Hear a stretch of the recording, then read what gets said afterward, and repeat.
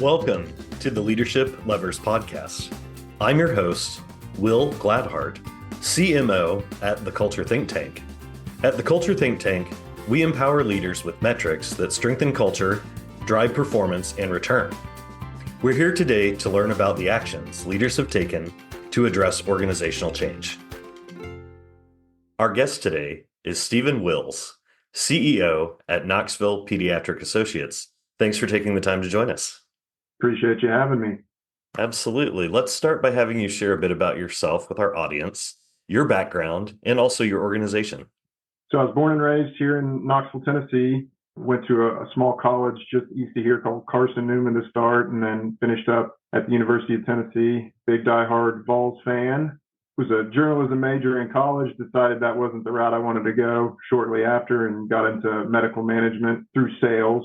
Figured out that was the spot for me, and I've worked for a few different private practices before getting to Knoxville Pediatric Associates. It's been a good group, been here about 2 years, and excited to see what the future holds for us.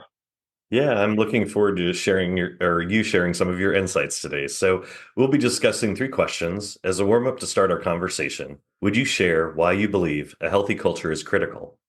These times with people, quiet quitting and all that good stuff that's going on around right now, culture is top notch, most important, because if you're not keeping the people that you have in-house comfortable and safe and happy with their job, then they're going to talk to other people. They're going to start applying other places, and you're going to start losing them left and right. It's becoming harder and harder to recruit nurses each year since COVID has gone by, that you have to keep the ones in-house happy. And that's where culture comes into play. And it's of the utmost importance for us. That's great. So it's been our experience that leaders tend to struggle in 3 key areas: people, process, or profits. In your role as CEO, could you identify which one of these areas represented a challenge within your organization? People is a big one right now. I felt like things got better for a while, and we were getting a lot of applicants and not having issues hiring, but it seems like the wave's coming back now that school's in and Christmas is coming and budgets are hitting and all that. So it's back to people again, unfortunately. We're trying to think of outside of the box ways to recruit. We don't necessarily have the highest pay wage in town, but we make up for it with higher PTO rates, accruals, and all that, and then different employee perks that might piggyback on top of it. And we have a very aggressive 401k plan. So I definitely would say people right now, and profits are always in the background. Without those, we can't pay our people either. So we got to keep those close too. Yeah. So what does that people challenge look like, and how has it negatively impacted the organization? The biggest challenge is just getting them in the door. When we get them here, they find that it's a great place to work and it runs smoothly, and days are very predictable as far as the number of patients and what your duties are going to be that day. So it's not something that you don't know what you're walking into day in and day out. It's just getting them actually in the door. That's the biggest struggle we're facing right now. But advertising only works so much. So we really rely on word of mouth. We want our nurses, we've got many of them that have been here 20 plus years. We want them telling their friends' kids to come work at KPA. It's a family environment. You're going to love it there. And hopefully we get a lot of ones that can last 20 plus years moving forward too. Yeah. So since you're newer to the role, what is the one thing you identified to help impact the culture positively? Well, I had the pleasure of taking over for an individual that worked here for about 30 years. She was the only CEO that KPA knew. So I had big shoes to fill from the jump.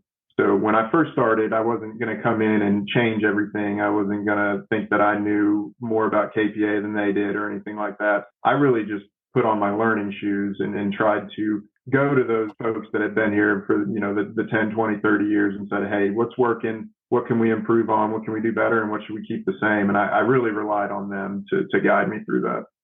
Yeah, I love hearing that you not only went and talked to employees, but actually went and talked to everyone in the organization to just figure out what their needs were. I mean, that's a great quality in a leader. Is there anything else you'd like to add or share for fellow leaders, or any tips you'd like to impart? I think one of the biggest things that's helped me out through my career is networking. I didn't know anything about medical when I got into it. Like I said, I was a journalism major, and then sales led me into this. Without my network, I would not have gotten to where I am today.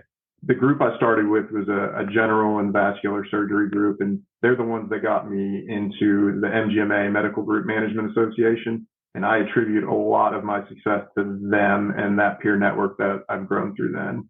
They always say it takes a village to raise a child. It's kind of the same way to raise a good employee too. You're depending on so many other people to make sure that you're successful. So don't turn your back on them once you get there, and make sure you're always willing to ask for help. Yeah, I think that's really sage advice for CEOs and leaders that, you're not in a bubble. The opportunity to reach out and be supported by others and finding those organizations or associations to find like-minded individuals to, bounce ideas off or to share the load. Well, Stephen, I've enjoyed having you so much on our Leadership Lovers podcast. Thanks again for your insights. Really appreciate you. Thank you for joining us on the Leadership Lovers podcast. Find all our Leadership Lovers episodes on the Culture Think Tank website at www.theculturethinktank.com or listen on your favorite streaming platform. We'd love to hear from you about the challenges you have faced as a leader. Tune in weekly as we invite leaders to share their experiences in strengthening culture and performance, one action at a time.